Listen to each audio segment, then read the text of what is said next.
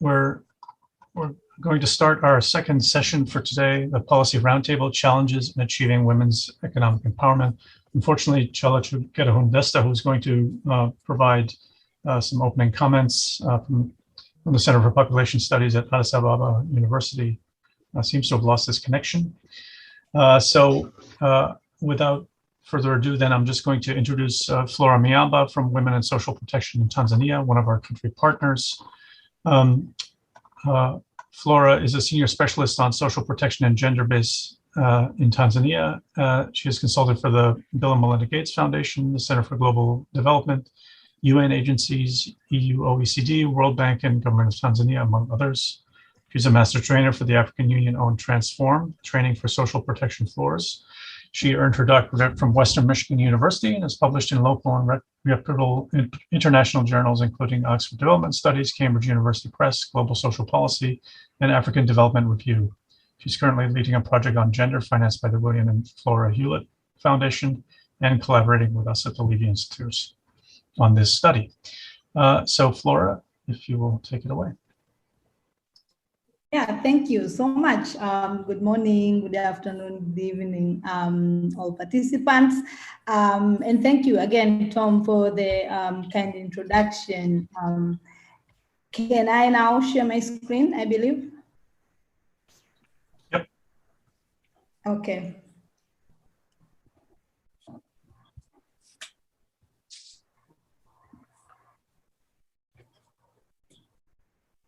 Okay, great, thank you. So I think I'll go straight to, let me move this thing here. I wanted to just briefly, you can imagine in 15 minutes, to highlight some of the key developments on women's economic empowerment in Tanzania, what has been happening, and maybe what are the new or some entry points that we are looking forward to, that we can take an opportunity as this study. And I thought it's key that we discuss as a roundtable discussion. So I'm going to start with context, briefly give you the context of what has been happening, particularly identifying some of the barriers on gender inclusiveness and women's economic empowerment, but then look at what are some of the developments, what are some of the opportunities, and what we can recommend as way forward. So Louisa yesterday had presented some information on what is happening, the situation on gender equality, women's economic empowerment in Tanzania. And I wanted to kind of bring back a few key thoughts or highlights to give you a context.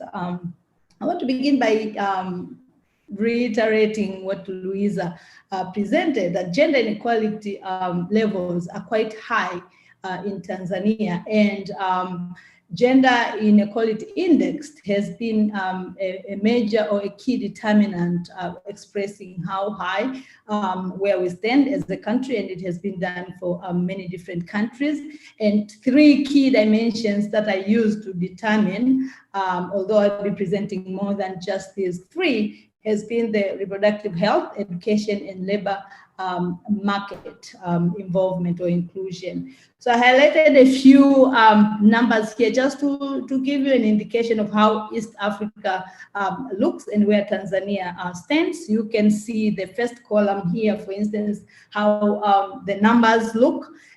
For instance, in 2019, UNDP has reported Tanzania to be taking 140 position out of 189 countries in terms of gender inequality ranking. So this is quite high if you look at it, like all these countries, but we are quite very far compared maybe with even these other East African countries, although not as well, but at least you can see how far we have lagged behind. I want to move and just generally look at what are we talking about specifically, or like generally, what are the issues? What are the socio-cultural economic constraints that gender equality and women economic empowerment face in Tanzania, but they're quite similar with the Sub-Saharan Africa, but these are specific to Tanzania. And I'll be giving you some specific, I'll pick a few and give you some specific numbers in the following slides. So generally the barriers to gender equality and women's economic empowerment in Tanzania, as I have mentioned, the general index is quite high. But also the illiteracy levels for women is quite high compared to men. We have issues of time poverty, largely contributed by unpaid care work, which is also high. Market exclusion for women, particularly in the informal sector, is quite high. Rural agricultural poverty, as for many other countries, talking about 70%, maybe around 70, 75, 80% of the population being in the rural, and women facing much of these barriers as they're quite primary in the agricultural sector. But also the ownership, the ownership and control of assets, including land ownership, is quite low.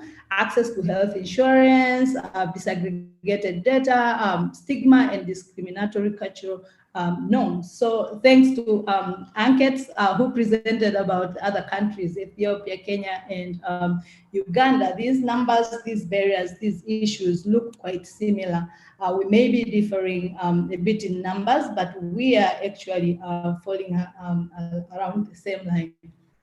So just quickly to highlight on the unpaid care work, what we see is that women spend much more time than men on unpaid care work, talking about 87% compared to 47%. I put some sources there so that you can at least see the year of when we are talking about, because we don't have all current data, but also data vary from where you see this fact to the other fact. So I put that for your reference. We do see more men focusing on market work providing services for income compared to women. That is not a new information given some other presentations that have happened. But also poor women have particularly limited economic opportunities. Now, here I want to highlight or to remind the fact that we do see differences and barriers leaning towards women compared to men, but even women differ, where you see poor women compared to non-poor women, the differences are there. And when you come to urban and rural women, differences still are there. So I'll try to highlight here and there so you can get some of these numbers as we go. On ownership and control of assets, we also see women have limited ownership. For instance, only 30% in 2018 owned land. You can imagine how low that number is, and given that land is one of the major assets that help to improve, participate and improve women's livelihoods, and limitation on ownership will have implication on how much livelihoods they can make compared to men. The norms around education and employment, where we had, for instance, 67% of females with university education are active in the labor market compared to 83%. So all these numbers are trying to give you a sense of a difference compared to men. We did see some restrictions on mobility. 15% of men think that women should not have a paid job outside the home. I think yesterday one of the discussants raised a very key point in terms of saying, yes, we do see this market exclusion for women, and we would wish that more of them are included. But then there's this interaction or complication which interacts with the cultural norms or the sense of motherhood or womanhood in terms of what kind of roles that you should play for your family, for raising your kids, doing what you have to do as a mother. So all these come and interact and create even further barriers and ways to think how to get away with this. Decision making is constrained, as you can see those numbers there. Literacy levels are quite low for women compared to men, and you can see those numbers, and the rates for women are higher in the rural, like illiteracy rates are higher for women in the rural compared to the urban, as you could imagine. But also poor women have in average at least 1 year less of education compared to non-poor women now compared to men. Digital literacy also is quite behind. In Tanzania, for instance, 30% of productive social safety net program, that is a country level program that has been implemented in the country. I'll give some details a bit later. Women in this program could withdraw money only 30%. But now the number has at least increased, as we can see. But we are talking about low numbers, and that is associated with a lot of issues, including techno know-how, ownership of the mobile phones that we present here, where a few women have a mobile phone, and also at least women who identified or who mentioned that they have someone in a household owning a mobile phone. And we are now talking about expanding digital financial inclusion, for instance, even through government payments to these women, so that we can improve women's economic empowerment and all these other strategies. So as much as we can expand, we need to be thinking behind who are we leaving behind, who is left, who is excluded. So we have seen savings, for instance, linked to livelihoods development. Women in Tanzania have among the highest numbers in the world of birth rates for women, among the highest. And adolescence rates are quite high. Some have linked these to also, and even in the natural environment, you can imagine when you have a burden of poor women, particularly taking care of the kids. At the same time, you want to increase your livelihoods. At the same time, you need to spend much time to have productive livelihoods, and then much time to do your raising your kids and other, on top of the other unpaid care work, on top of, if you are on the cash transfer program, for instance, on top of some of the conditionalities on the program. So the complication, the overlap of issues remains, because causes even further barriers. Account ownership access is also an issue, and we provide numbers. There were more women, fewer women than men have a bank account and have used those to make some borrowing or getting credits around. And you can imagine, we talked about ownership of land and assets. Given that it's slow, that gives even a barrier in terms of how much they can access in the financial inclusion word and develop. So that was kind of a brief highlight of saying where are we in terms of some of the issues that we are facing. As I mentioned, Anke's analysis or highlight of what is happening in these other countries is not far away from what I presented for Tanzania. We may differ just in numbers, but what are some of the policies? What is the policy space on gender equality and women's economic empowerment in the country? We do have multiple policies and interventions that recognize or talk about, or at least acknowledge that there is need for gender equality, needs for improving women's economic empowerment. But we don't have in the country a specific policy for women's economic empowerment. We do have some interventions, including we have the National Economic Empowerment intervention through government that are coming up, but we are not there yet. Generally, policy-wise, we still have to work hard. We have this national women and gender policy, development policy, which was developed in 1992, updated in 2020, and now is currently being updated even further, which is the master policy for gender issues. So we hope that can be our key entry, and I'll mention later on. At least there is that one. What we are lagging mainly have been the implementations. On unpaid care work and women's time poverty, we have these policies. Most of them are critical of the long hours that women spend on unproductive work or unpaid care work compared to productive work that would have paid for them. What is missing is the implementation and action. Yes, we recognize, yes, we see, yes, we acknowledge, but the implementation is what has been challenged on these policies, and this is not new, probably not new information for you.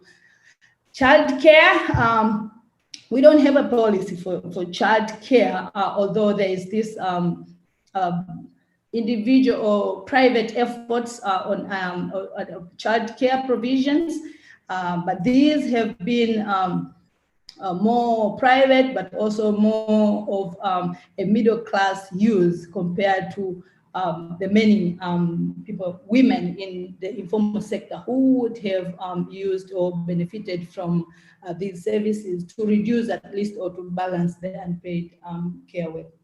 So some of the recognitions at policy level or developments, we do see some policies that have been there, like the Employment and Labor Relation Policy of 2004 that had recognized or allowed for some days, 84 days of maternity leave, exclusive of annual leave.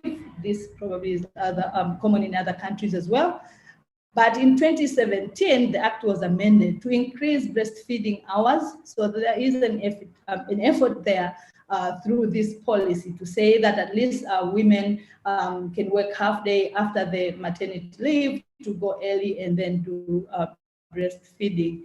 But again, we do have some of these developments that still excludes the majority of the women who are in the informal sector, because these are policies that are considering employed women. But on the advocacy side, we do have some initiatives. For instance, this bucket of for women that was initiated by Tanzania Gender Networking Program. I'm glad Lillian, who is the executive director for this organization, gave a comment earlier, and so you are seeing this, and you may contribute even more to what I have put. I know you also, this organization also had the gender sensitive budgeting that they have been following for quite some time through Parliament to see that, okay, you are planning or you are recognizing some of these issues through policies. Are you budgeting enough to have implementation on these aspects? In the last campaigns, presidential election campaigns, there was also a recognition or advocacy to say that we need to take off the buckets from women. And what this means is that women using a lot of time, going long ways to fetch some water. Let's see how we can reduce that. And even the current president, who was vice president then, made some commitments to say that we are going to work on this infrastructure issue so that we can reduce women's burden of work. What we do see in terms of entry points or opportunities that this project, for instance, or findings from this project at the policy level can work or can help.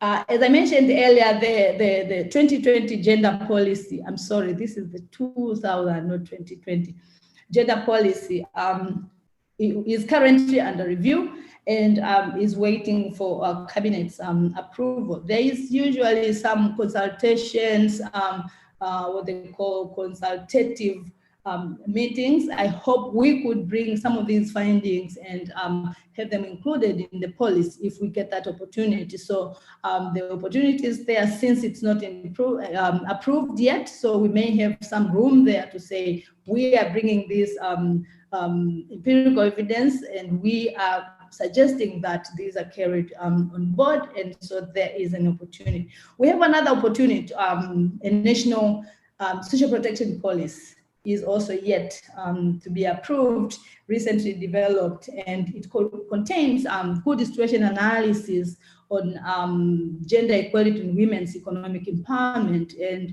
an implementation plan implementation plan has been developed. Some coordination strategies, M&E strategies have been developed, but they're all not approved. So there is an opportunity right there to say we are coming with evidence and we can promote or push for inclusion.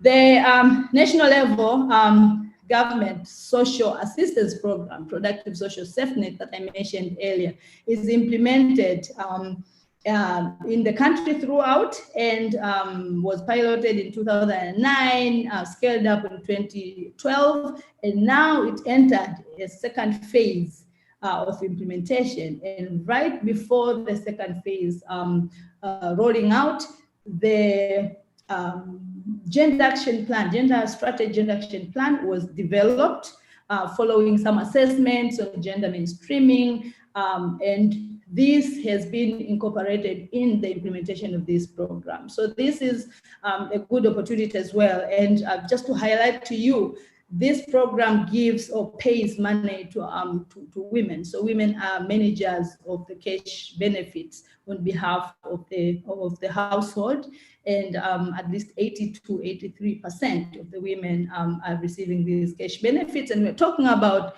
at least 1.3 million households, which is about 5 million plus individual head counts. So this is quite an opportunity, and this is an extreme poor household level that is targeted. And some of or most of the barriers that I have highlighted earlier fall very rightly with this group. And so if we are able to bring some of the findings through this program, is also a good opportunity.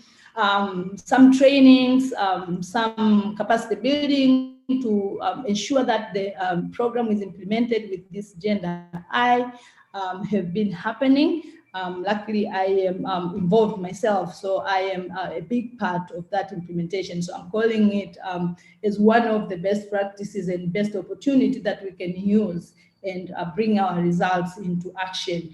We have been talking about some financial inclusion, including digital financial inclusion, of which excludes most of these women. The program has this aspect that they call D3 principle. I believe some of you may have heard. It's a Gates Foundation thing or framework that they use to say we need to digitize the payments, but also direct it to women and design programs that look at the benefits of women as a framework or criteria to promoting women's economic empowerment.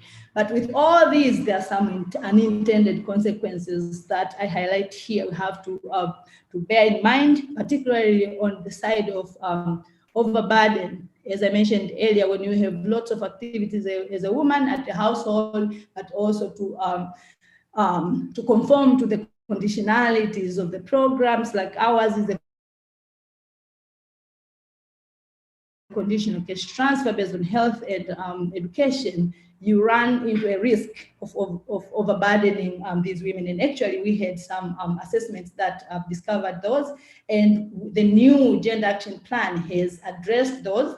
And now the ongoing training and capacity building to say you need to address these issues. You need to design this way of public works. Maybe I didn't mention, we have cash transfers, public works, and livelihoods program, sub-programs of the program. And each of them highlights how to implement these components with the gender sensitivity, gender I, to reduce also, including reducing the burden of women's work. So I think I'll finalize my presentation by highlighting a few recommendations or aspects that we need to look at. Looking forward, we need to address women and girls' time poverty, unpaid care work, and work burdens to give them more productive livelihoods opportunities, but also improve access, women's access to ownership and control over productive resources, women's livelihoods, both agricultural and non-agricultural, through savings, through credits. What are they getting? How are they benefiting? We need to see strategies to improve those, but also financial digital literacy that I already talked about.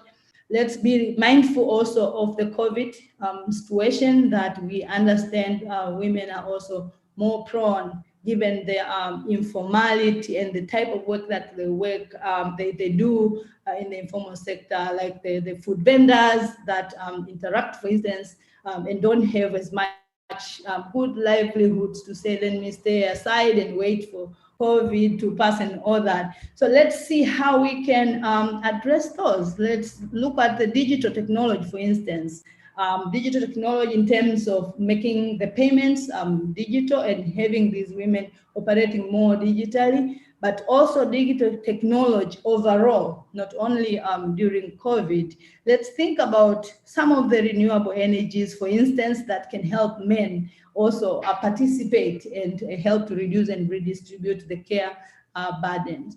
And the final one, the agricultural and rural livelihoods challenging, given the growing needs, demands, and rates for responding to the fast-growing technology. Can we think of ways that we can improve technology and livelihoods for these women who spend lots and lots of time of unproductive agricultural work? I think I'll stop there, and thank you. Thank you, Flora. So our chairperson, Chalachu, is back with us. And so I will hand it back over.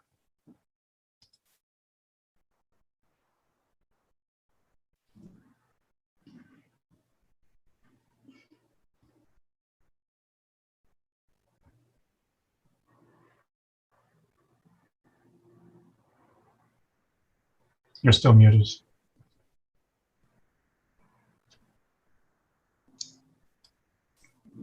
Okay. Hi, everyone. Sorry, my connection was out because of power interruption. So I am back now, and thank you, Tom and Ajit, for getting the session started. The next presenter is Sadhu Dumbo. Sadhu Dumbo is the General Director of the National Demographic Dividend Observatory in Mali and the coordinator of the National Transfer Accounts team. He is also involved in doctoral studies based on the life cycle deficit financing, and with about 15 years of experience in development planning activities in several structures such as the Ministry of Development Planning and UNFPA, Dumbo developed a great competencies in advocacy and communication for the integration of population and demographic issues in national policies, strategies, and demographics. Since 2015, he has participated in the definition and monitoring of the Sahel Women Empowerment and Demographic Dividend Project. He is very involved as a resource person in several national and international population and development frameworks, working with UNFPA, PRB, and UNECA in Addis, among others, to highlight the need to invest in youth, girls, and women. So now I invite Sadhu to take the floor to speak. Sadhu Dumbo. Now thank you. Thank you for the presentation. I don't have the possibility to share my video. I'm sorry for that. Can you hear me? Yes, we can hear you. Okay, thank you very much. Sorry, my English is not as good as yours, so I will try to do my best to be understandable, and I apologize for that. Thank you for giving us the opportunity to talk about challenges in achieving women's economic empowerment in Mali. But I think each country in the Sahel region is facing the same situation. thank you, first of all, to Levy Institute for including Mali in the present project on women time control. I'm working on the project with Professor Latif Dramani for Craig Center, Mrs. Sina Damba, who is a former Ministry of Women Empowerment, and Mrs. Awasaran Dambele, Deputy Director of the Employment and Training Observatory in Mali. I think Mrs. Dambele is connected. I hope we will be able to use rapidly the findings and evidences for advocacy activities. So thank you to Thomas and all colleagues working on that. I will start by presenting the country. Mali is one of the biggest Sahelian countries. The population is about 20 million with 51% of female. Population growth is 3.6 and TFR 6.3. And according to the World Development Bank, GDP per capita is around $860 in 2020, less than in Senegal or Cote d'Ivoire. Since, let's say, 10 years, the country is facing a security and political crisis with terrorist presence. There are inequalities between urban and rural zones, but gender inequalities are more present in each social, political, or economic sectors. Boys are more likely to attend secondary school than girls. 53% of women in union and age for 25 to 49 are married before age of 18, and 2 out of 5 before age 15. So early marriage and early pregnancy are a reality in Mali. As mentioned in the 2018 DHS, 1 in 3 adolescents is already mother.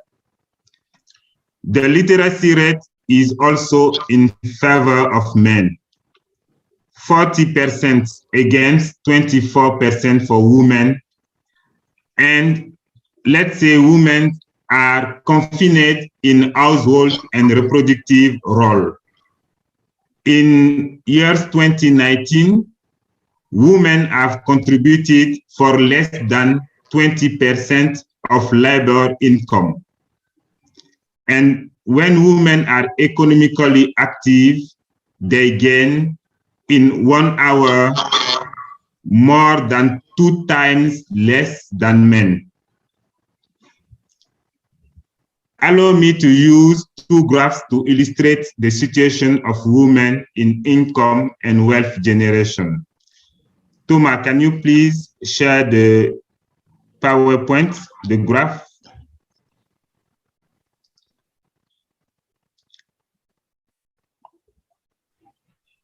Thomas, please.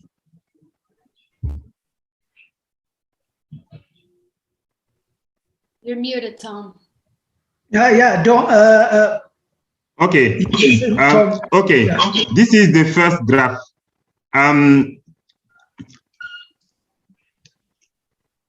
We can see in this graph that women's and men's situation is very unequal in workforce. In full line, the labor income, and in dotted line, the consumption, public and private consumption by age 0 to above. And in blue, it is for the men, and in red for women. The results are from application of the national transfer account in the case of Mali. And you can note that women at all age are economically dependent. Their income cannot allow them satisfy their consumption needs. This situation is due in large part to their status and low participation in the workforce. Girls and women are confined in reproductive activities and unpaid household work. We have to understand that available time is then one of the huge constraints they face for their economic empowerment. Let's go to the second graph. Thomas, please. The second graph is about time production and consumption coming from using the National Time Transfer Accounts method and time use survey in 2019. This graph shows a very different situation from NTA. Women produce more domestic time than men. From age 25 to age 55, women have produced about 25 hours of domestic time by week, against only 6 hours for men.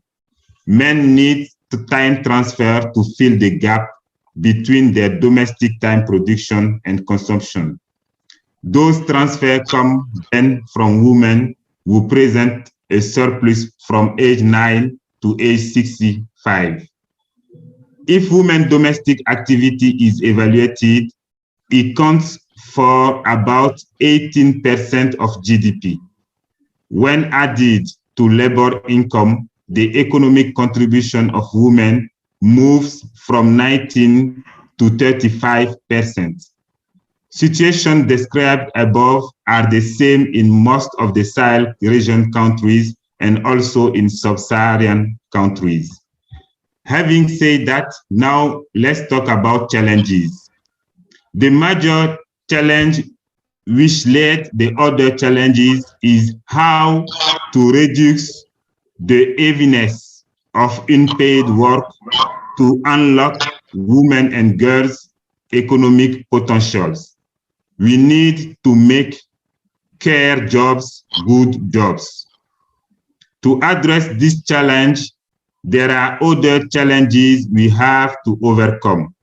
Let us mention 5 of them in this stage of discussion.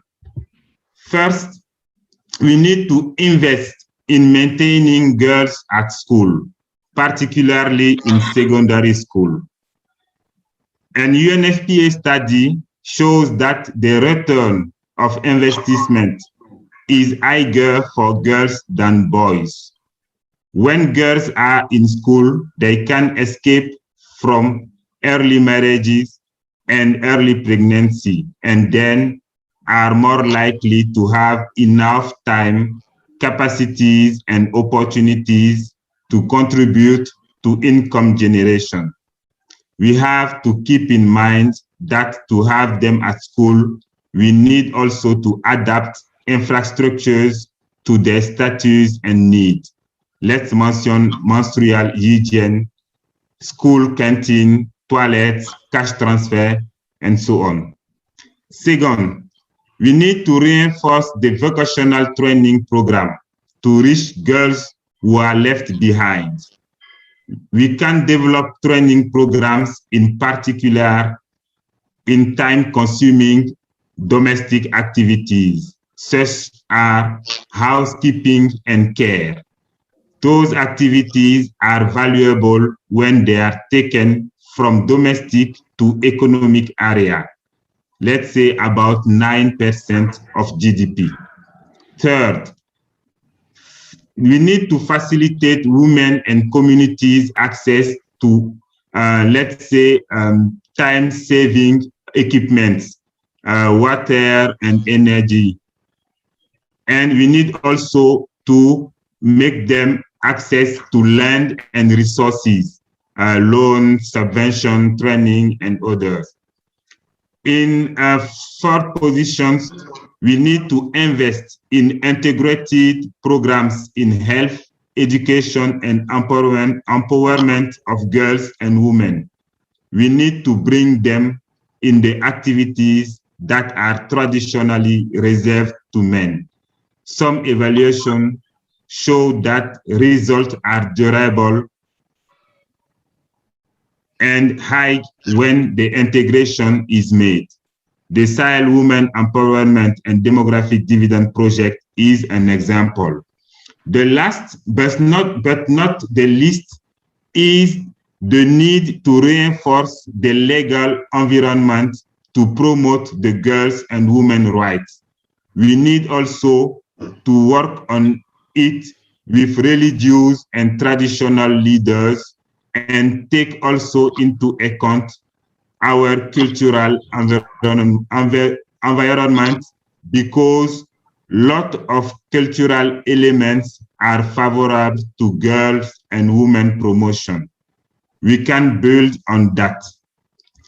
In all those recommendations, we need to make sure that no girl or woman is left behind. We should take into account the needs of the most vulnerable.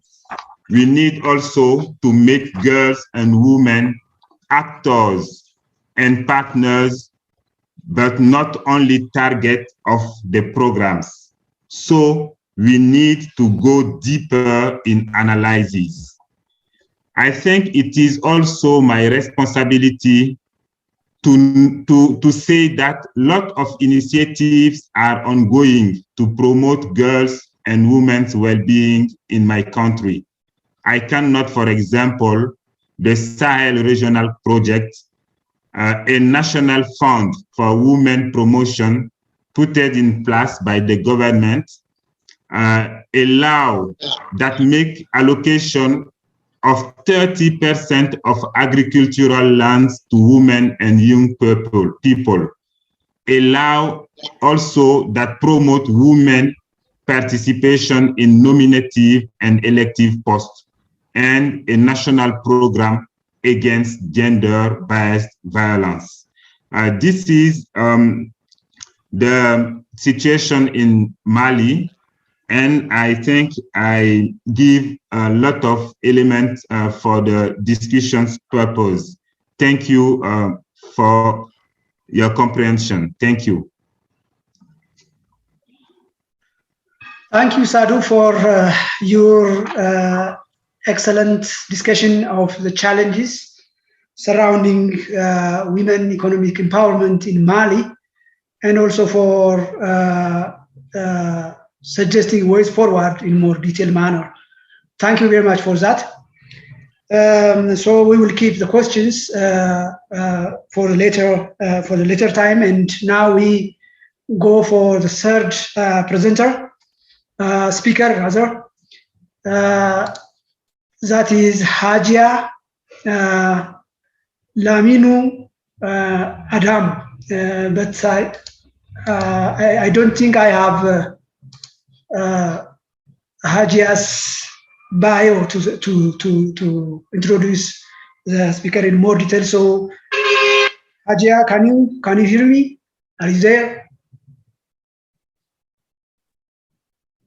Yeah. Hello. Yes. So you can take the floor now and you have some 15 minutes to speak. Thank you. Okay. Good afternoon, good evening.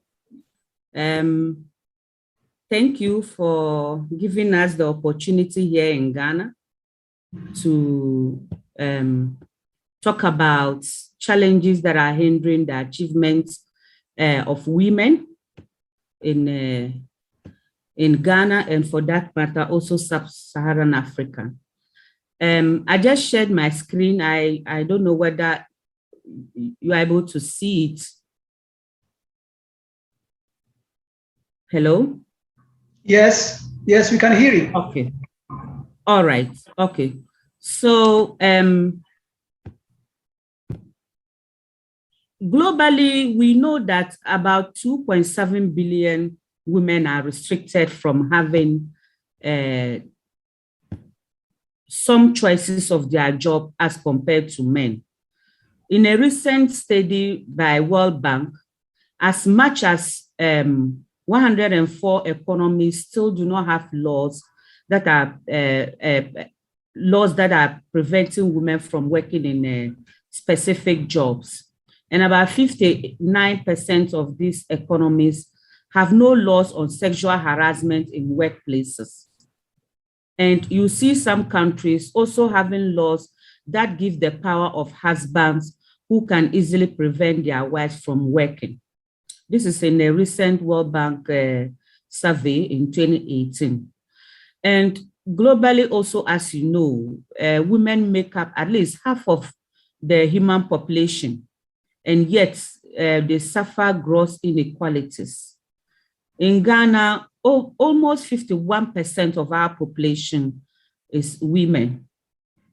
And the situation also is not different, as in Sub-Saharan Africa, women also face deeply rooted obstacles to achieving their potential.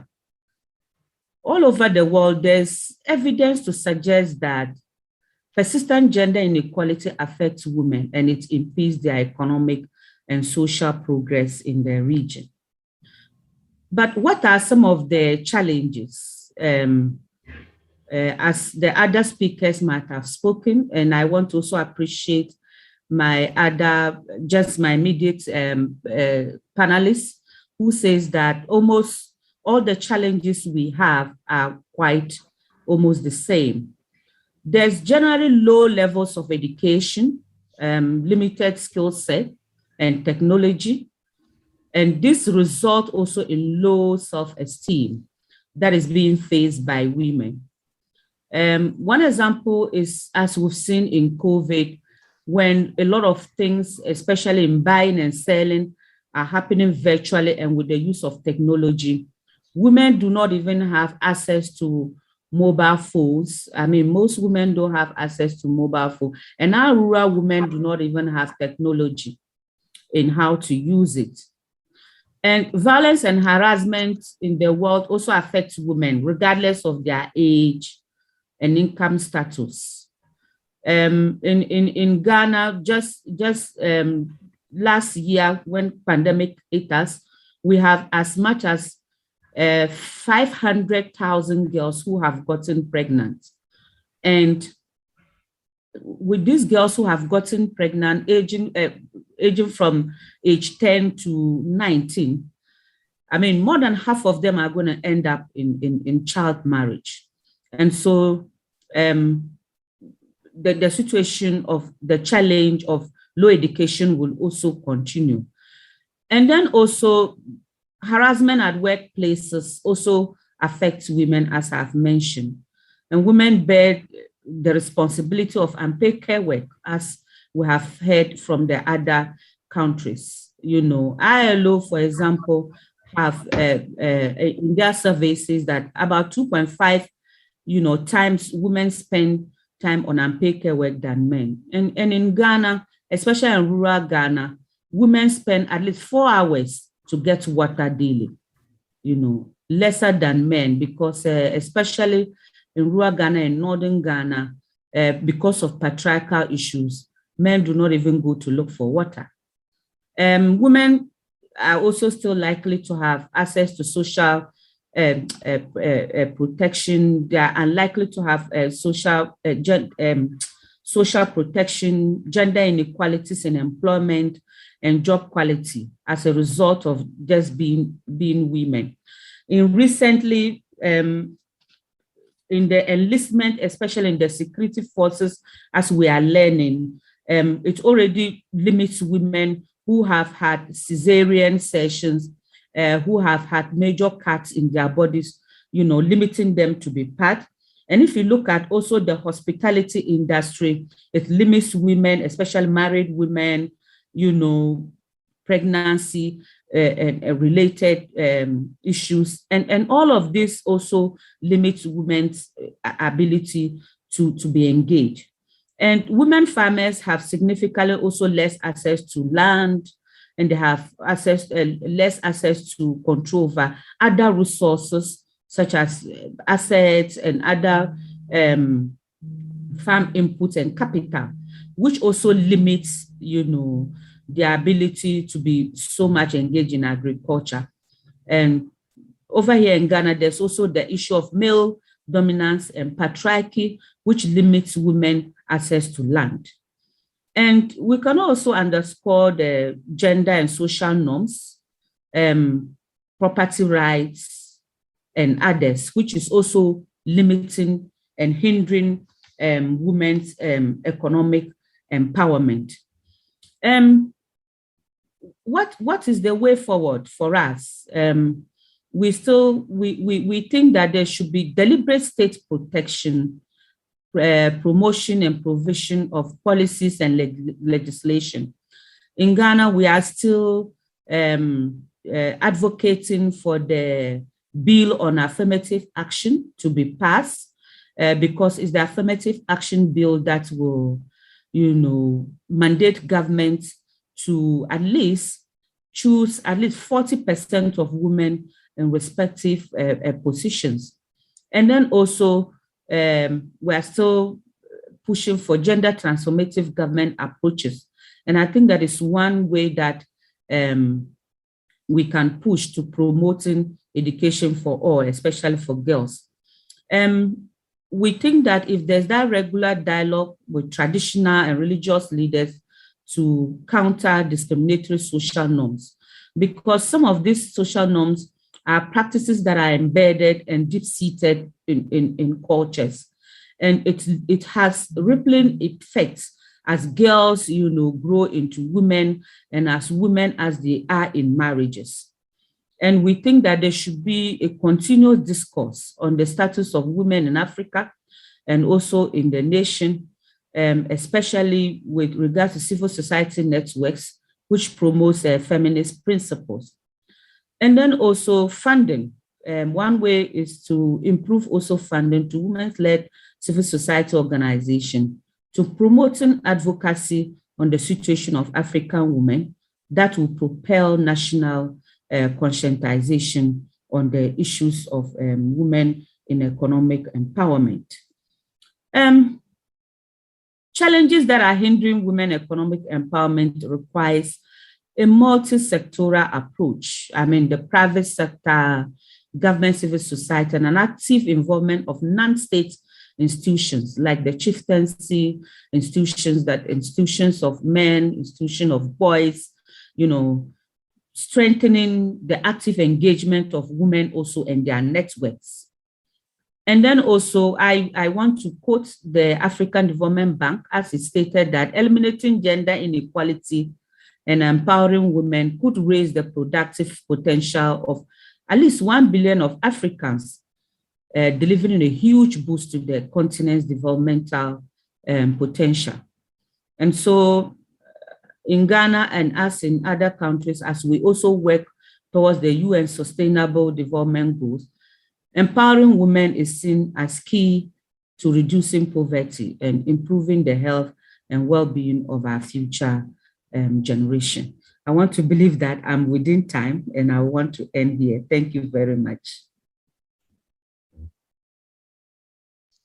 Thank you very much, Haja, again for discussing the challenges of women economic empowerment in Ghana. So that was a very nice presentation. And the last speaker for this roundtable session is Mamadou Bobo Diallo from UN Women.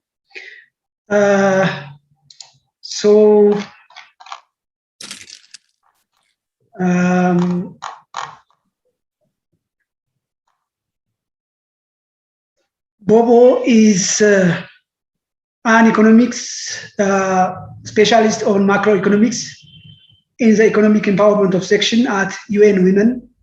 Bobo's areas of focus include capacity development or technical support and research on gender, macroeconomics, gender-based inequalities, poverty, the care economy, and social protection.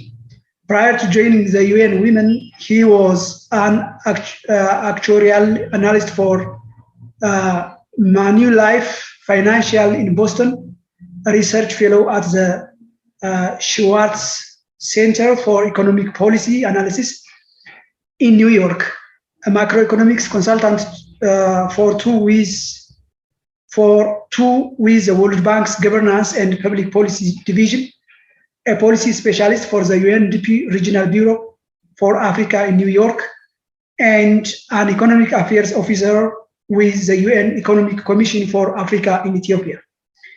Bobo holds a Bachelor of Science degree in mathematics from Salem State University at Boston, and a PhD in economics with a focus on development growth and econometrics from the New School of Social Research in New York again.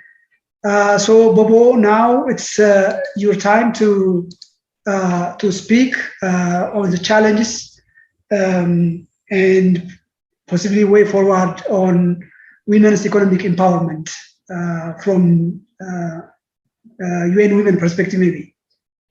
Bobo? All right, thank you. Thank you very much for this introduction. Today, my presentation is going to be focused on the policy aspect and the response from country offices, from UN Women and some of their partners in the context of the pandemic. My presentation would have 4 parts. I'll have a little bit of background to go over basically setting the stage on the work that I'm doing with UN Women and some of the work I did with other agencies. Looking at the pandemic and its toll on women, something that many of the presentations today, from today to yesterday, have covered by and large, and then a little bit focus on what UN Women has done in terms of its global programmatic response to COVID-19. And then conclude and look forward in terms of what we need to do in order to address those issues. In terms of background, I want to situate this in the context of the 2030 Agenda for Sustainable Development, which was adopted in 2015. Many of you remember. And of course, this was really, a turning point in terms of fight against poverty. A set of 17 goals were adopted by more than 190 countries to focus on these key areas for every country, which involve not only low-income country, but even advanced country, unlike the previous one, which was a Millennium Development Goal, which was more focused on developing countries. So this was a turning point, and much of the work of the UN in general, even the government also evolved around this 2030 agenda and SDGs and all these 17 goals that countries made in terms of commitment to try to address. And these goals basically range from the first goal, which is on poverty, to hunger, to health and education. And there's a standalone goal, which is goal 5, which is focused on gender. And we'll go into details on that. There's a goal that focuses on decent work, economic growth. This is something that's also been addressed during this conference, looking at the issue of inequality up to climate. So those are, critical issues that needs to be addressed in the context of the SDGs that I think are linked to the issue of gender, even though there's only one standalone goal on gender, which is goal 5, but all the goals also have implication for gender. So it will be important to keep that in mind. Today, if we look at looking at some statistics and recent report from the UN and projection, there's more than 1 billion people today that living in poverty, many of them in informality. And of course, the majority of women are women. So if we want to address the issue of poverty, we have to ensure that, access to decent work, full productive employment is at the core of the work that we're trying to do and make job creation, a key policy objective when we set economic growth strategy, whether it's trade policy and so forth. We always have to make sure that this is always underlying, in terms of the work that we do. I mean, looking forward for 2021 already, there's some 435 million women and girls globally, and about 13% of female population will be struggling to survive on less than $1.90 a day. And of course, these numbers are very actually optimistic because, if you look at various measures of poverty, including multidimensional aspect, these numbers are even way more than this. So, and in terms of the response to countries from the onset of the pandemic, one of the main area of response has been, in terms of social protection. But of course, this is very limited because, the majority of the world, have no access to such protection. So, of course, that also limits the scope of the number of people that can be reached in terms of addressing the direct impact of the pandemic, in terms of tackling the issue of poverty, the loss of income that's really directly linked to the pandemic. And if we look at the, early result or some of the early research, it's clear that women and girls have been, of course, the majority among the poor, and this gap have continued to widen. So, looking at, what we think are the three major reasons why women, are kept in poverty, one of the first reasons we look at is, it's issue of employment. There's mounting evidence that, the root out of poverty is decent work and decent employment. And this is one area where women continue to face discrimination. And this is really something that's really important to highlight. The second one is access to resources, productive resources, much more broadly, including access to services, access to asset to respond to shock, to crisis. This is one area where women face major issues, and this is why they remain in poverty. And even when they are out of poverty, when there is a shock to the system, they have difficulty to getting out of poverty. So that's one example is for instance, the pandemic, and this has exacerbated these issues with women. And then the third one that many of the presenters have already touched on, the issue of unpaid care and domestic work. And of course, the pandemic, the crisis basically has revealed, the world's fragility and, and let bear the risk we have ignored for decades. And, looking at inadequate health system, gaps in social protection, and other form of structural inequality, environmental degradation, and the climate crisis. These are all issues that I think are the root causes of women persistent poverty. Now, the other aspect of the pandemic is also from many around the world. The first thing that come to mind is, closure of school and early childhood education, lockdown or safety restrictions, have, of course, exacerbated care demands on women during the crisis.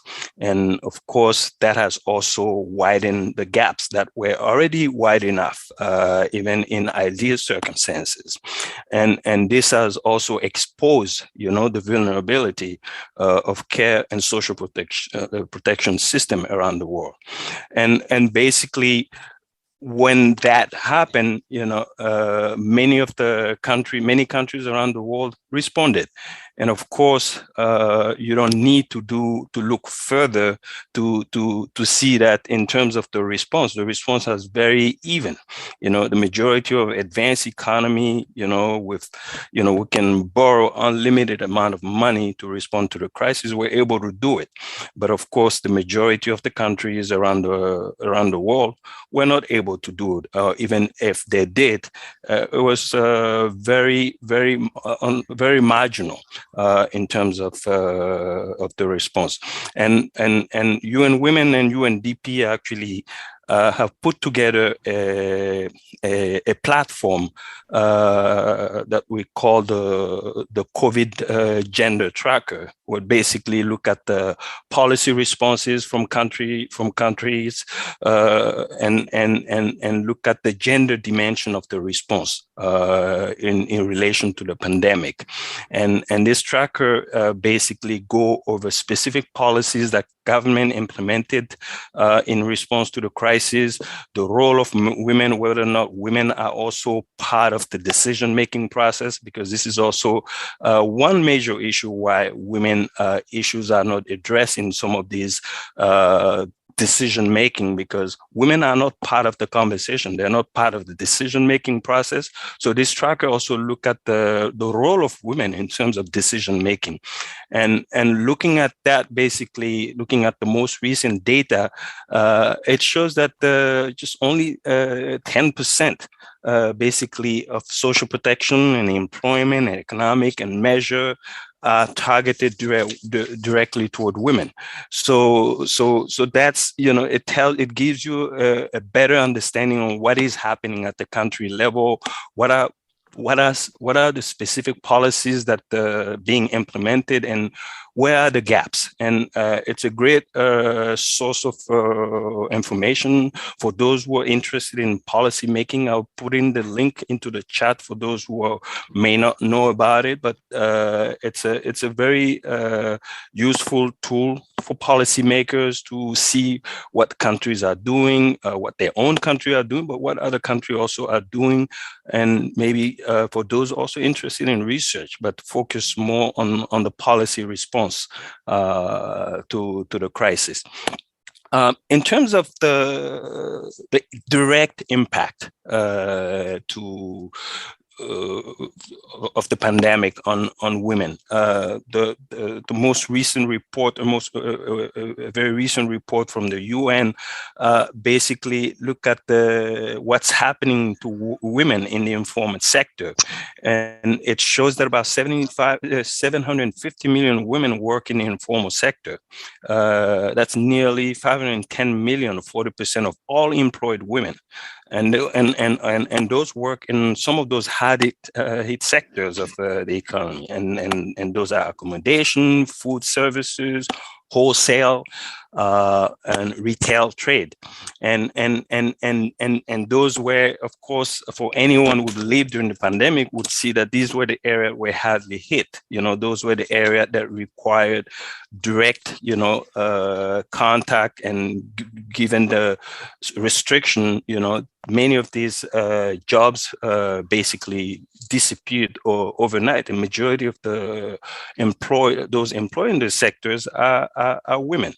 If we look at the recent report by McKinsey, despite the fact that they make only 39% of global employment, women account for 54% of job losses. Again, that's another staggering statistic looking at the impact of the pandemic on women. In terms of Sub-Saharan Africa, I want to focus more on Sub-Saharan Africa. The most recent report from the UN shows that about 132 million women would be living on less than $1.90 per day in 2021. And that's compared to 124 million men. Central and Southern Asia, Sub-Saharan Africa, where 87% of the world extreme poorly, will see a largest increase in extreme poverty. And that's an additional 54 million and 24 million people, respectively, living below the international poverty line as a result of the pandemic. So these numbers are staggering, and I mean, looking at the outlook, going forward, it's not a good place to be in terms of the global fight in poverty and what needs to be done to address those issues. The next part of the presentation, I'm going to try to focus now on what we did as an organization, as UN Women, but also with partners that we work with, of course.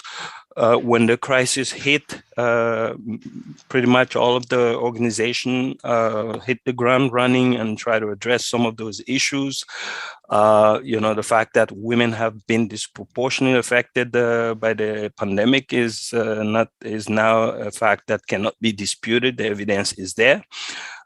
So one of the first things that my team has done was to work with the ILO in terms of developing various tools to help our country offices in terms of the work that they are doing with the government. Some of it is focused on the response to the crisis, looking at the recovery measures and see what are the gender gaps, in terms of what specific sectors of the economy being addressed.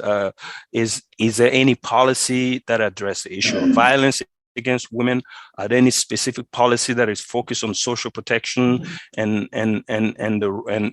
expanding social protection for women, whether it's cash transfer program? Are there any specific policy that are targeting sector of the economy where women are overrepresented?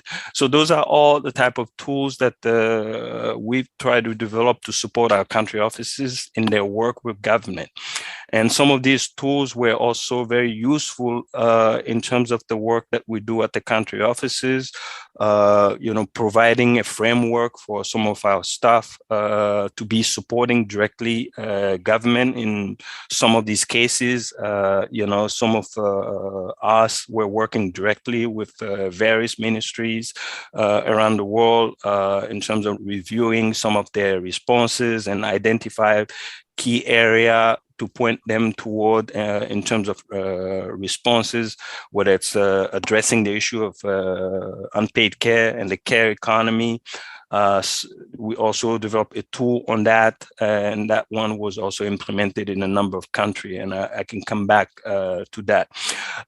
In terms of economic recovery measures, there's a number of countries, Colombia, Kosovo, Ukraine, where, UN was directly involved with the government, not in terms of the implementation of the recovery plan, but in the early stages of the designing of the plan, the framework of the plan to make sure that some of these issues that we identify earlier in the presentation, that some of those are addressed, looking at the various sectors of the economy, the type of specific labor market policy that can help women or those that have care responsibility, targeting sectors of the economy where women are overrepresented. Some of those policies were implemented, and the tools that we developed were very useful in addressing some of those issues. So Rwanda, for instance, is one country in Africa where I was personally involved with the government and our country office. Looking at the VAT exemption on food and imported food and services, this was one area of intervention that we supported countries on.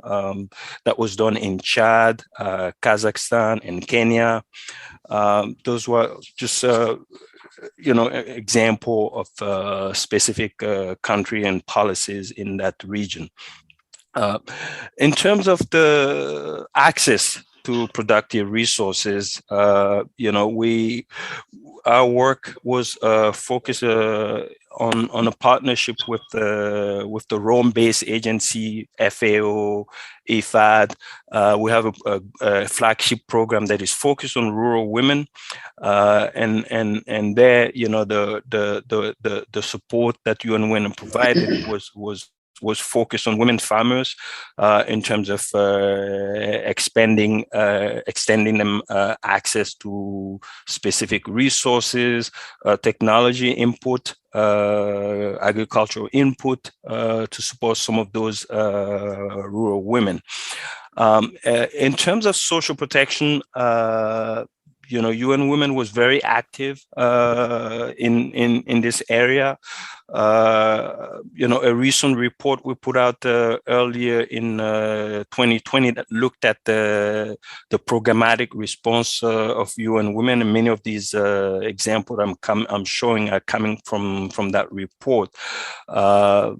Basically going over the entire year of 2020 and look at what the UN Women did at the country office, but also at the global level in terms of providing guidance and thought leadership, and this was done in about 64 countries altogether to look at social protection in terms of the response to the crisis. In terms of access to productive resources, I just want to focus a little bit on some work that we did in Thailand. This was more focused on the issue of migration, and one of the key area of intervention there was most focused on child support grant. And this is a program that basically benefited around about 1 million people in Thailand. And this was joint partnership with UN Women, ILO, and UNICEF. In terms of the response directly to the crisis and what government were implementing, our work was focused in Mozambique, Rwanda, and Uganda, just in Africa, and this is where UN Women supported, cash assistance program that was used as part of the, national poverty targeting program. This was done also in Albania, Armenia, Colombia, Jordan, a number of Latin American countries. Liberia also was part of this. And then in Myanmar, was one example where UN Women actually did get a request from the Ministry of Economy and Planning when they started drafting the economic recovery program. And this was a great opportunity for UN Women to get involved, recruit a gender expert to work directly with the Ministry of Finance to ensure that some of those critical areas that I mentioned, those 3 major areas I identified, were addressed: the issue of employment, the issue of care, social protection, access to health, and many of these areas were identified and incorporated in this response. And this was done also in Senegal and Nigeria as part of our response. And then the third one and final area that I identified earlier is the burden of unpaid care and domestic work. And this is, of course, one area that need no explanation or need no further research. I think everyone who's lived during the pandemic, who has children or has a friend with children in school, can attest that this was a major issue that came out and hit everybody, in terms of the issue that women face, in everyday life, lack of access to affordable childcare. Many of these issues didn't start with the pandemic, they always been there. And, feminist economists and people and organizations like the Levy and UN Women have already done a lot of the work to show the importance of addressing this.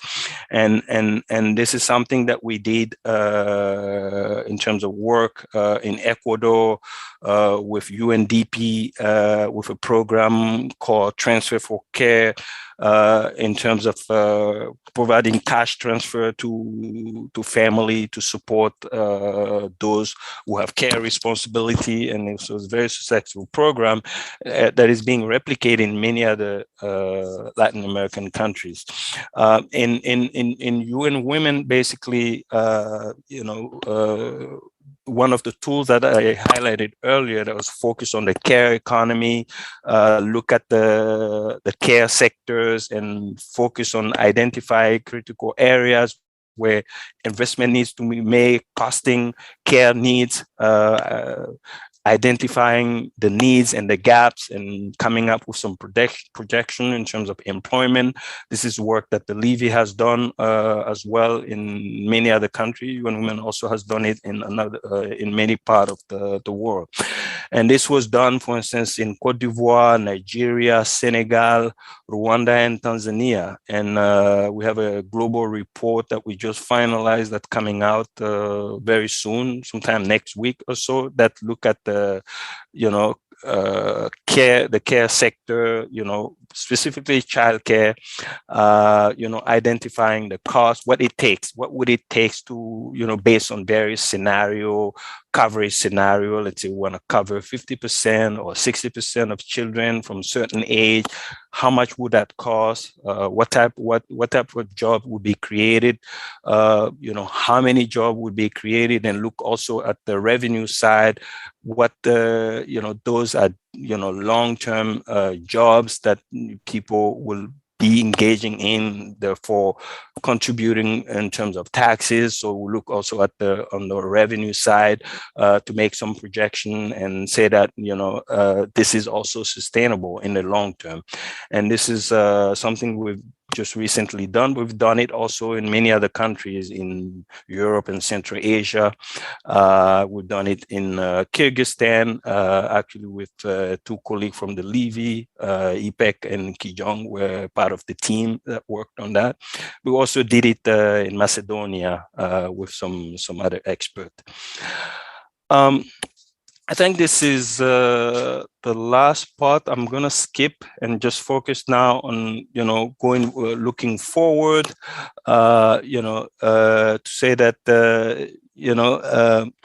in terms of addressing the issue of gender and the impact of the crisis, the focus on job creation, especially demand for labor in a sector dominated by women, but also in new emerging sectors, because the crisis has definitely changed the way we work.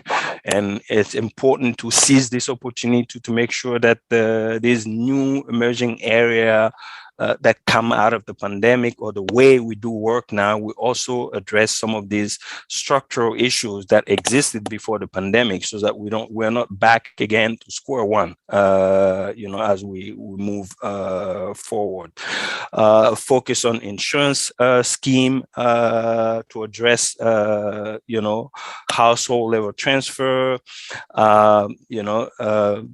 focus on the care economy, issue of unpaid care, which is also, critical, which has exposed, the vulnerability and the lack of access to childcare. And of course, many countries putting in effort to address this. And of course, the US is currently engaged in a discussion in Congress to address that same issue, and a number of other countries are doing the same. I will stop here for now, and I'm looking forward to the discussions or questions. And thank you for the opportunity to present this work from the UN Women perspective. Back to you.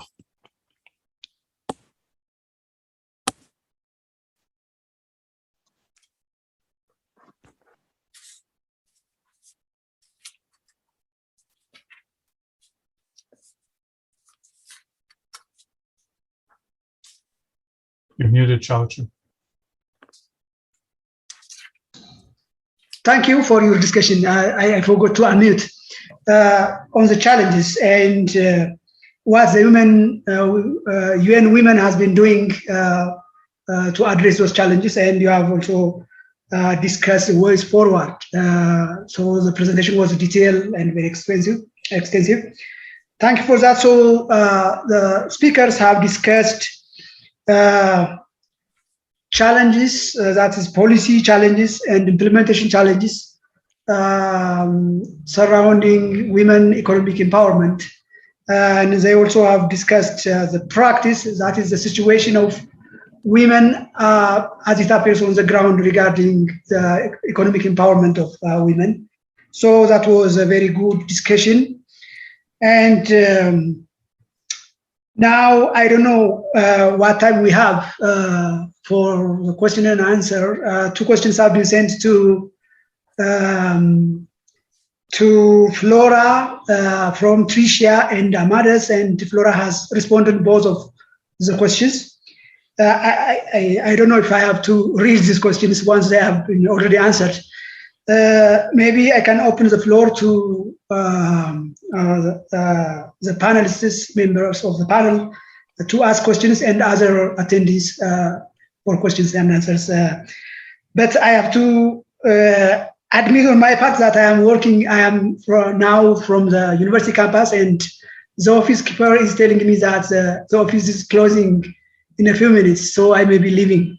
And once again, we'll assign the job to you. Okay. Well, thank you very much, Chalachu. Yeah.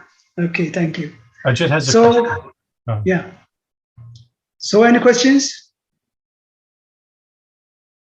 Go ahead, Ajit.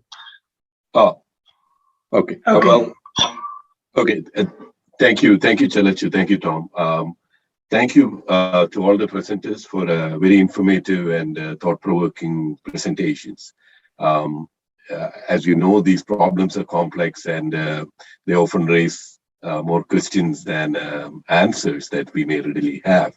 But I'm grateful to Bobo for raising the question of employment and of employment creation as a key to addressing issues related to gender inequality, as well as widespread poverty, which is a problem that we are facing in many parts of the global south, including that of Sub-Saharan Africa. But one of the things that has been experimented in dealing with the jobs issue, as many of you know, are job guarantee programs. And in India, we still have a national job guarantee program, which guarantees a job to a single person from a poor household, at least for 150 days out of the year. Now, the reason I am mentioning this program is that although it's been lauded, and for good reasons, unless there is a commitment on the part of the government towards funding this program and making such programs survive. And that's where the other point that Bobo raised is related, the problem of fiscal space, right? Unless the government makes a political commitment to sustaining these programs, even though in principle, a job guarantee program is a program that's available on demand. That is, anyone who needs it should be able to get a job. But there are serious limitations, like in India's case, right now, the program is in the red, meaning that they have back wages to pay to the workers, and there is no guarantee that for the remainder of the fiscal year that the government will actually provide the funding. So this relates to the other aspect, which was raised by Flora, actually, very forcefully in her presentation, about that we all have good principles and good things on paper, but often the challenges are in the implementation and actually getting things done. So the point that I'm trying to make is that even though you may have good, well-intentioned policies in place, unless the political mobilization is there and women's organizations mobilize, especially in the case of gender equality and things like that, these things may not go very far. And with that consideration in mind, I just want to ask this question specifically to Flora, as well as our colleagues from Mali and Ghana, about two issues. One is related to political representation. What is your reflections on the state of that in your respective countries? And I'm thinking here of, like, the women legislators, not just the national legislative bodies, but also at the regional level. Do they have a significant say? What are the prospects for that? The second point is related to affirmative action, which our colleague from Mali was raising, right? So affirmative action in terms of what? If you're just thinking of like education or jobs, does this become a program for middle-class women? And it does not address the needs of rural women and girls, who are the majority in a country like, say, Tanzania or Mali, and not to that extent, but still in Ghana too, they're very important. So these are just some of the questions that I'm just throwing out there for further discussion and comments. Thank you, Tom. Thank you, Chalachu. Thank you, Ajit. And one other question from Akua Ansa Ashon. Good afternoon, everyone. Thank you very much. It's not a question. I am glad to hear that finally development actors have decided to have a tool to assess the economic weight of some part of the unpaid work of women. That is the childcare service. If I heard right, Mahmoud in his presentation made a reference of that nature, and I am glad. I just want to say kudos to everybody, kudos to all, and please share that we may also make an input. Thank you very much. Thank you. So maybe we can have the panelists kind of go around and respond to the comments, and also maybe to the questions that Tricia and Amadeus Kamagenge put in the question and answer during the talks. So we could, who went first? Was it Flora? Flora, yeah. Yeah, thank you so much for the great questions and the contribution. Ajit, your contribution as well is appreciated. Now, quickly to your question, political representation. Lillian, TGNT, if you are there, you may help me with the active numbers for now, because I know you've been following much with the government. But generally, there has been some improvement, and we do see now more women participating in the election, but also even in the local government election, in the lower levels of the government. So we do, I think we are marking some confidence and also participation and involvement of women. I don't have the numbers on the top of my head, but I think I can confirm to that. And even in the latest election, the numbers, even the appointee, like those special seats, we did see even younger women participating and taking the positions, which is what is important that I can say is not only the numbers to say now we are 50-50 or now we are maybe even more than, but I think more important is what are we bringing in, what are we contributing in terms of representing other women who are in need of having their voices heard or represented out there.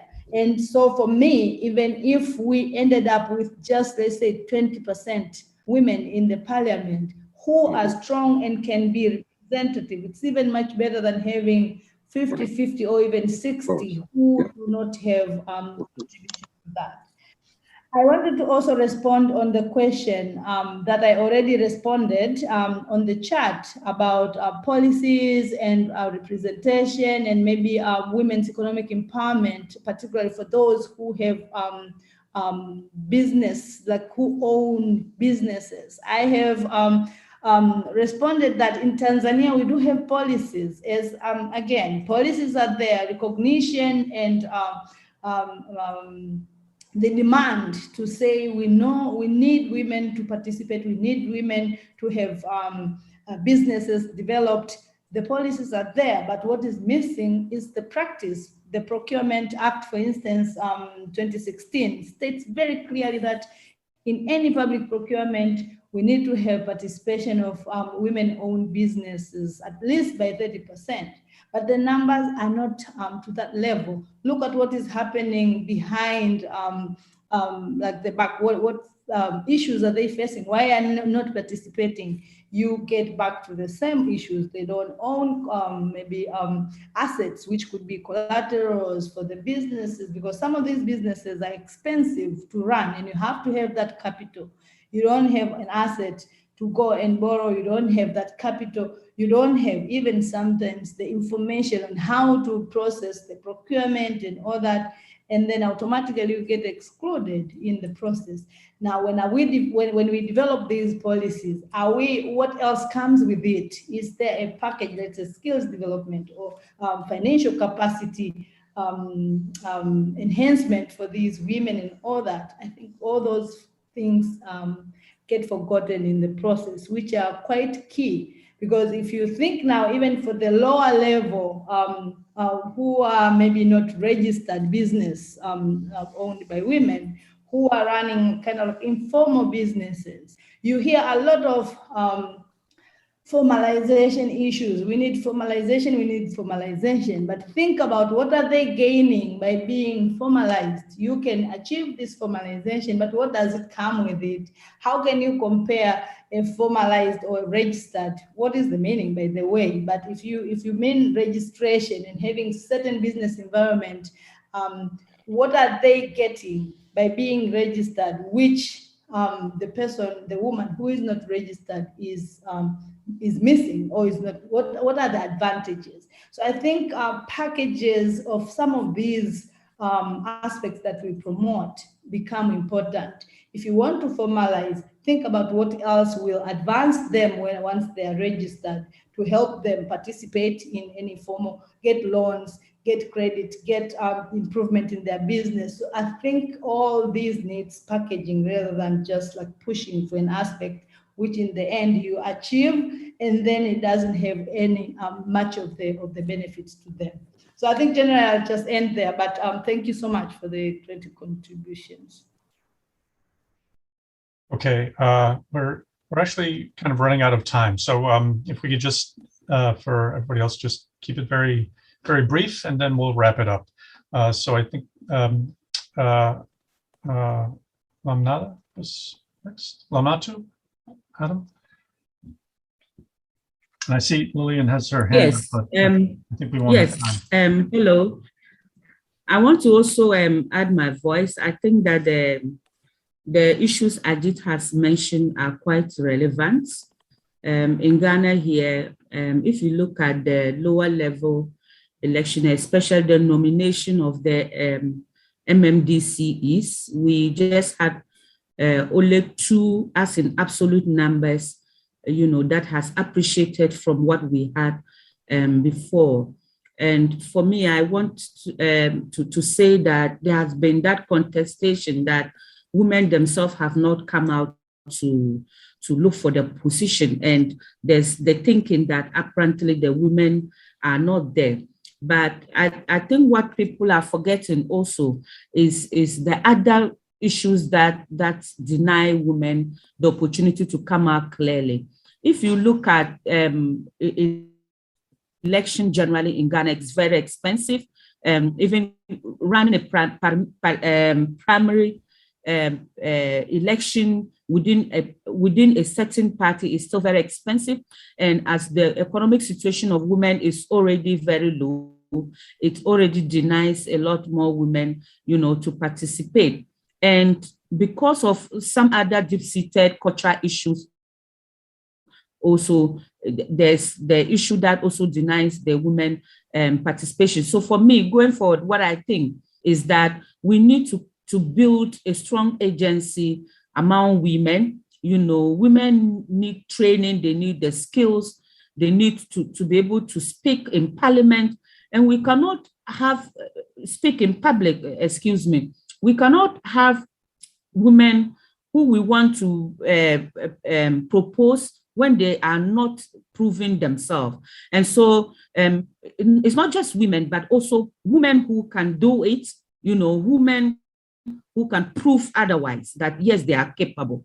And it takes several other efforts in regarding with policy, as I mentioned, and also building the capacity of these women. As I mentioned, in Ghana, we still do not have the affirmative action bill passed into law. And that is what is going to, force government to, at least, even for women who have not been elected, it gives them the opportunity for them to be nominated or to be put in those positions. And we can begin to close the gender inequality gap. Thank you. Thank you, Alamatu. Sadhu? Thank you, Toma. Thank you very much for the comments and due to internet failures, I did not get a large part of the intervention of Ajit, but what I can say is in Mali and other Sahel countries, we are coming from far because let's say 40 years ago, women need to have the authorization of the husband to make an income generating activities, or even for demand a loan in a bank or in a finance structure. Now it is not the case. Things are changing. Maybe the change are not so rapid as we expect, but we are moving forward.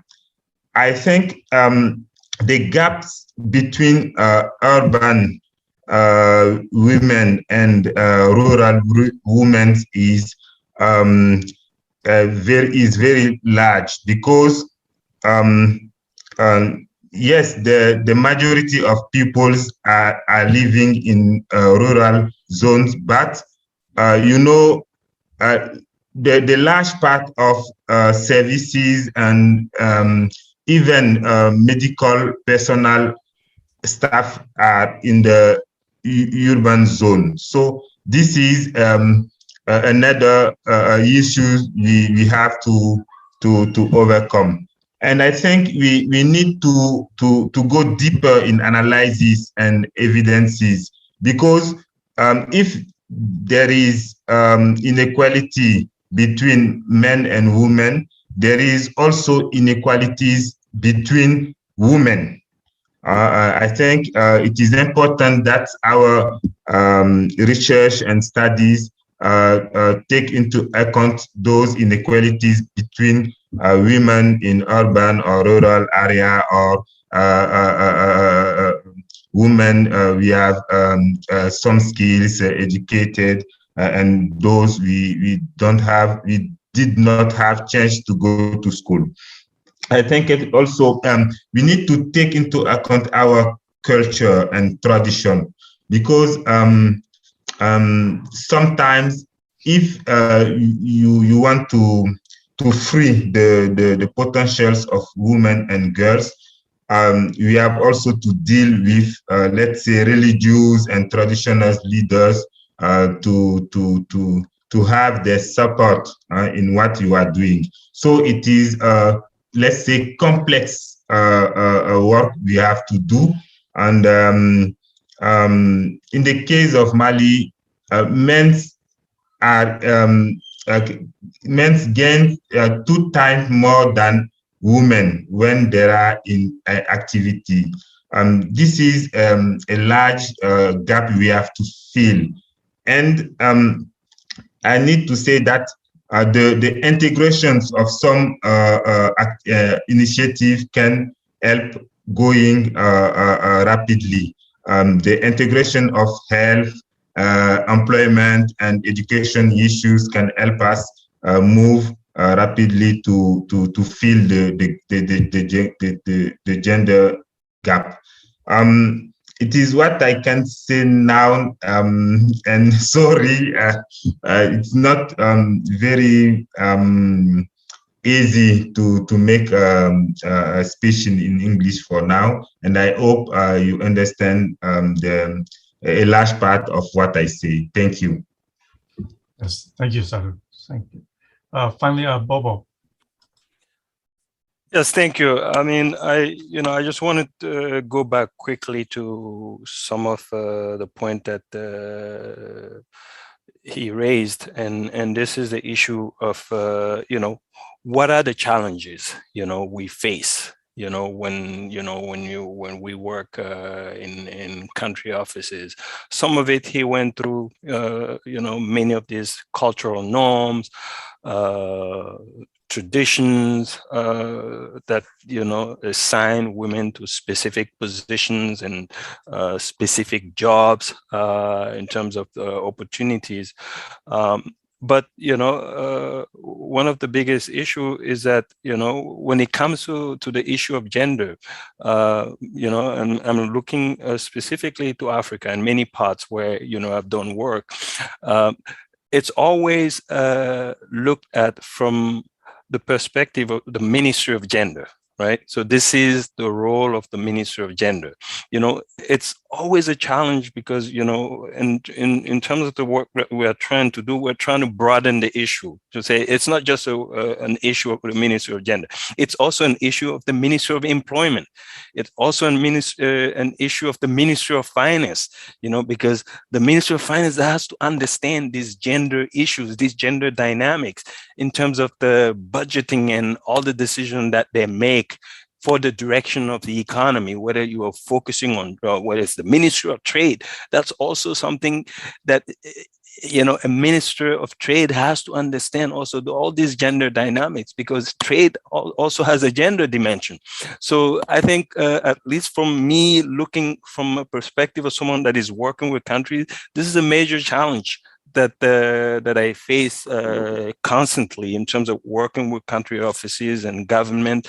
And, I don't know what's the solution, but, like I said, we keep doing it. We keep working. We're trying more and more to involve various ministries in terms of the training that we do on the issue of gender. We have this training manual that we've developed. So we're doing training in specific countries or specific region. We're working with the African Development Bank, for instance, to do a training of some of the economists that are working in country offices around Africa on the issue of gender and macro and so forth. So, it's a slow progress, but, it's baby step, but, it will have long-term implication to see that one of these days, many of these economists working for all these international multilateral organizations also have a little bit of gender expertise, can understand the gender dynamic, and maybe incorporate some of that in their own work.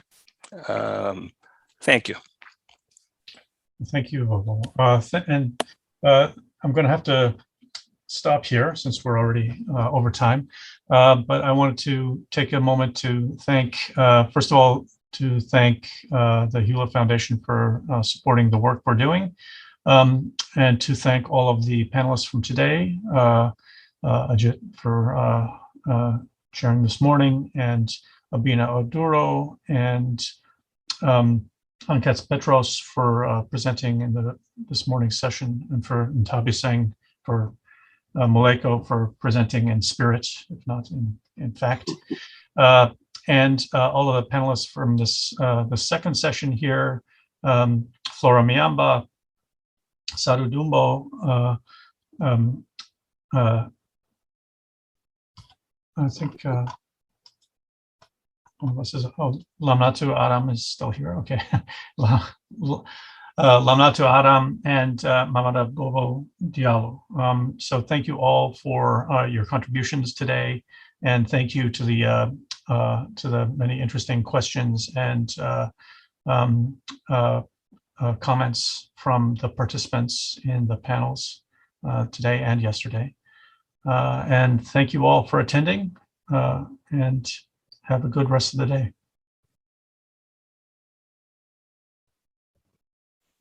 Thank you, everyone. Thank you. Bye. Thank you. Thank you, everybody.